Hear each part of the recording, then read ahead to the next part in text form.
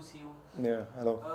आपकी जर्नी खत्म हो चुकी है, किस तरह की रिस्पॉन्सेज अभी बाहर से मिल रहे हैं आप लोग आपको? यार मुझे बहुत प्यार मिल रहा है बाहर से ऑनेस्टली। इतना मैंने एक्सपेक्ट भी नहीं किया था। बहुत प्यार, बहुत मैसेजेस, बहुत डीएम, बहुत कोलाजेस बन रहे हैं, बहुत चीज़ें। I am very happy. I think कुछ ना कुछ अंदर ठीक ही किया होगा। आई थिंक जो लोग इतना प्यार दे रहे हैं और बाकी लोगों का मैं देख रहा हूँ कि उनको अजीबोगरीब बोला जा रहा है। तो बट या आई think I am blessed. I think जो इतना प्यार मुझे मिल रहा है लोगों का। जिस तरह से सलमान सर ने आपका नाम लिया उसके पहले सलमान सर थोड़ा खेल रहे थे सालिन के साथ, टीना के साथ, तो क्या क्लिक हुआ जब आपका नाम लिए कि कंफर्म है कि क्या है? नहीं, वो मजाक कर रहे थे, खेल रहे थे वो। आई थिंक वो करते हैं कई बार।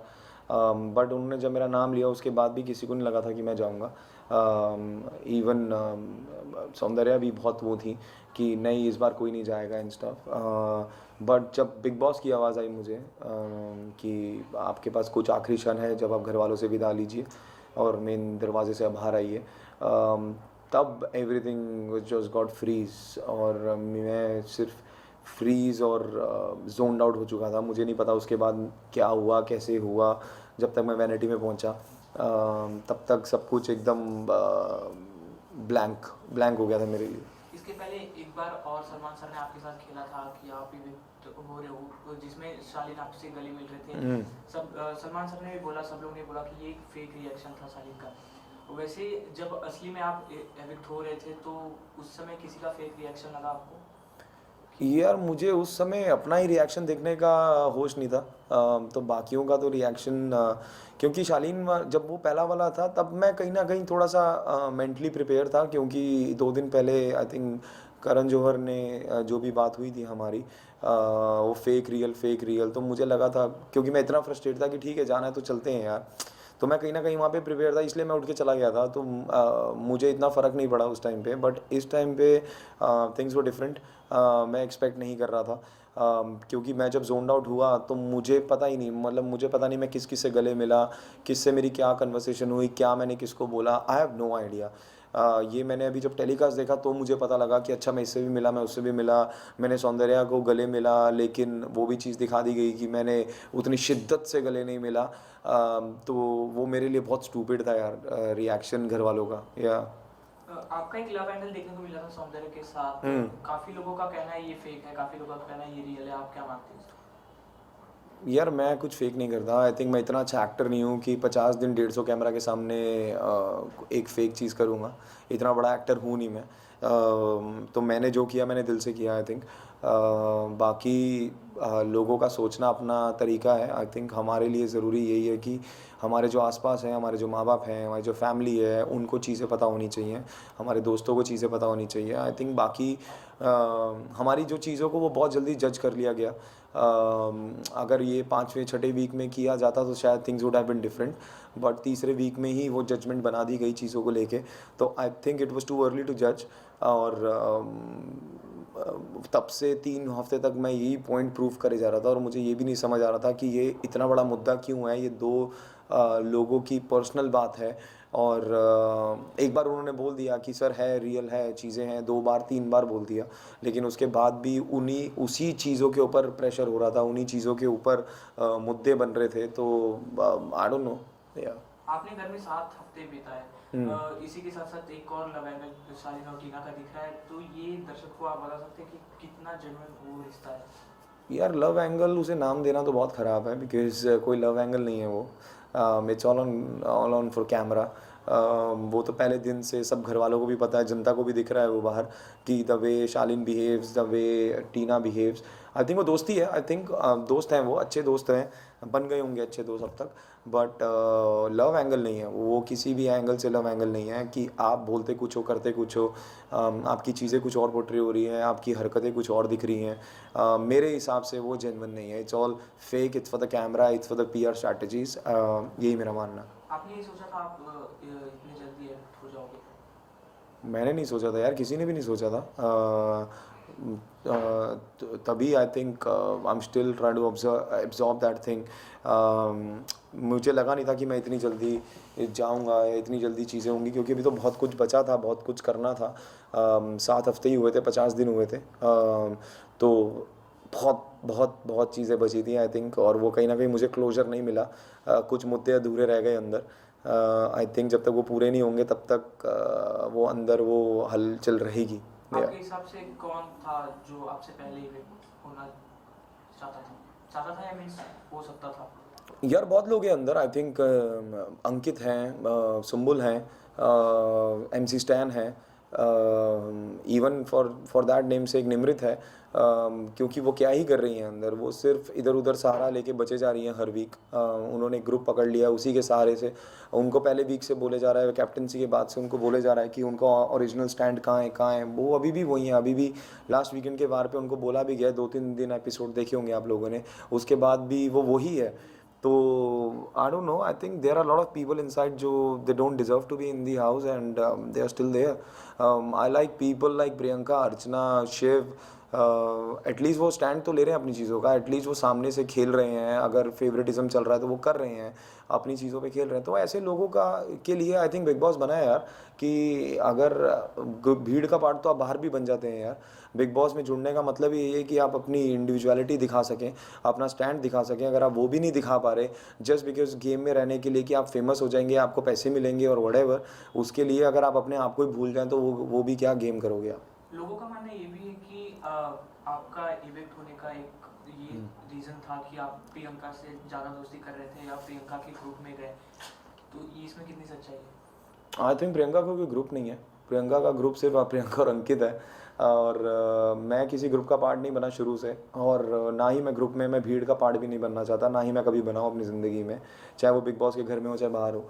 आई थिंक मेरे को जो लोग अच्छे लगते हैं, जेन्युइन लगते हैं, I just talk to them.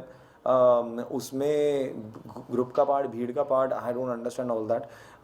अगर मुझे प्रियंका के साथ मेरी प्रॉब्लम्स रही हैं, मेरी आई थिंक सेकंड फाइट घर में प्रियंका के साथ ही हुई थी, जब उन्होंने मान्या का ज़बरदस्ती स्टैंड लिया था। तो बट मुझे वो लड़की पसंद है। आई थिंक वो कहीं ना कहीं अपनी स्टैंड ले सकती है, उसमें वो दम है अपने मुद्दों को सामने रखने का। वो किसी को प्लीज़ करने के लिए बिग बॉस में नहीं आई, इसलिए मुझे वो कहीं ना कहीं पसंद है लड़की।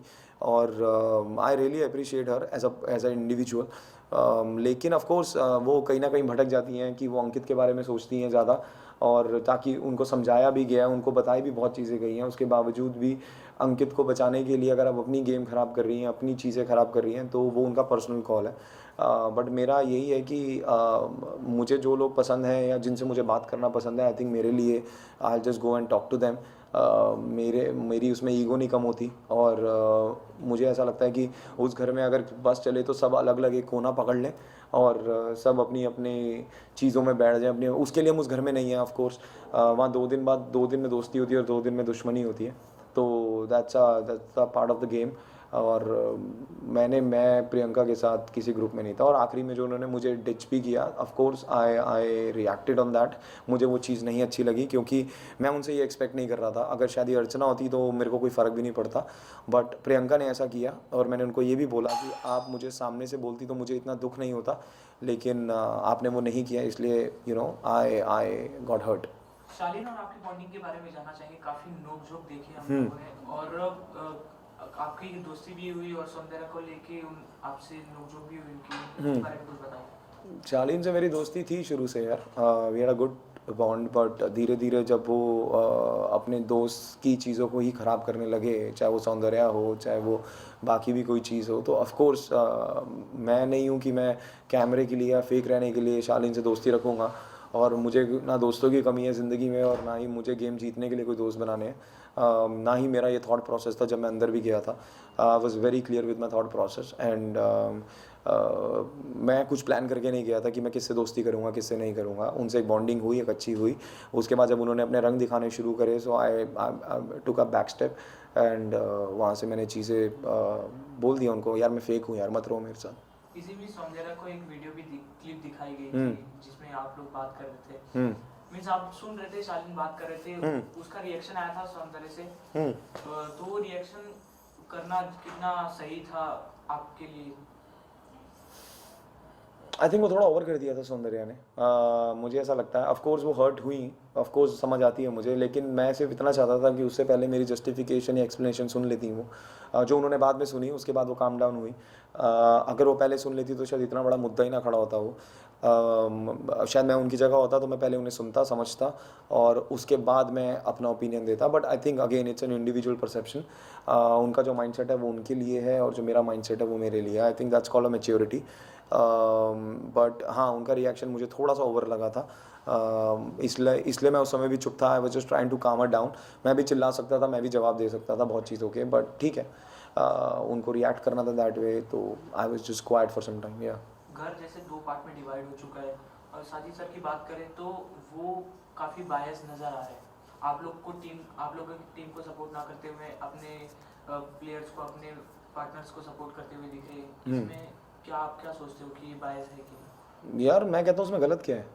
अगर आप रियल लाइफ में भी, अगर आपके दोस्त हैं और आप उनको सपोर्ट, ऑफ कोर्स आप सबसे पहले उन्हीं को सपोर्ट करोगे ना यार, आप बाहर वालों को थोड़ा सपोर्ट करोगे। तो उस घर में अगर उनके दोस्त हैं, शिव हैं, अब्दू हैं, स्टैन हैं, तो निमृत है, तो ऑफ कोर्स वो उन्हीं को सपोर्ट करेंगे। और करना भी चाहिए। एटलीस्ट कहीं तो लॉयल्टी दिख रही है उनकी, और वो सामने से ओपन में बोलते हैं वो चीज़ें कि कि मैं सपोर्ट कर रहा हूँ, दैट्स माई कॉल। तो आई थिंक अगर वो ऐसा कर रहे हैं तो उनके लिए ये चीज़ वर्क कर रही है कि वो आज तक नॉमिनेशन में नहीं आए। Everyone is inside the house loving him, praising him for his things. और उसके बावजूद भी उनको ये अपॉर्चुनिटी मिली तो वो खेल रहे हैं। ऐसी अपॉर्चुनिटी हमें मिली थी, प्रियंका मुझे मिली थी नॉमिनेशन के टाइम पे, लेकिन प्रियंका बदल गई उस टाइम पे। दिस इज़ द प्रॉब्लम कि आप बोलते हो कि हम नहीं बदलेंगे, लेकिन आप बदलते हो। This is the difference between favourites and non favourites.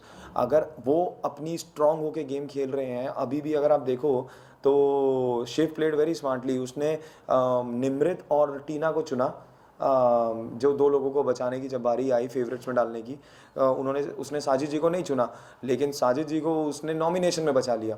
तो I think this is the part of the game यार, और ये आधे लोग समझ ही नहीं पा रहे, तो इसलिए उनको तकलीफ आ रही है। अभी हाल ही में एक इंसिडेंट हुआ था शालीन और स्टैन के बीच में। उसमें आपने उस सिलसिले में आपने एक इंटरव्यू में कहा कि मैंने शिव को समझाया, वो एक कुर्सी उठाई थी उन्होंने। वो क्लिप हमें देखने को नहीं मिली, तो उसके पीछे की कहानी जानना चाहेंगे।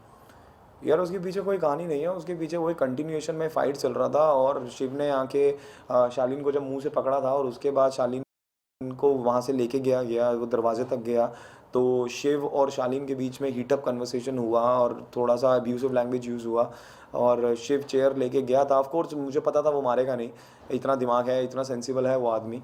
बट मैंने उससे वही पूछा कि तूने क्यों किया? बोला ब्रो मेरे को वो परेशान कर रहा था, और मैंने सिर्फ डराने के लिए मैं वो चेयर लेके गया था, या जो भी था। तो वो क्लिप नहीं दिखाई, वो मुझे बाहर आके पता लगी, वो क्लिप नहीं दिखाई, बट दैट वाज हैपन।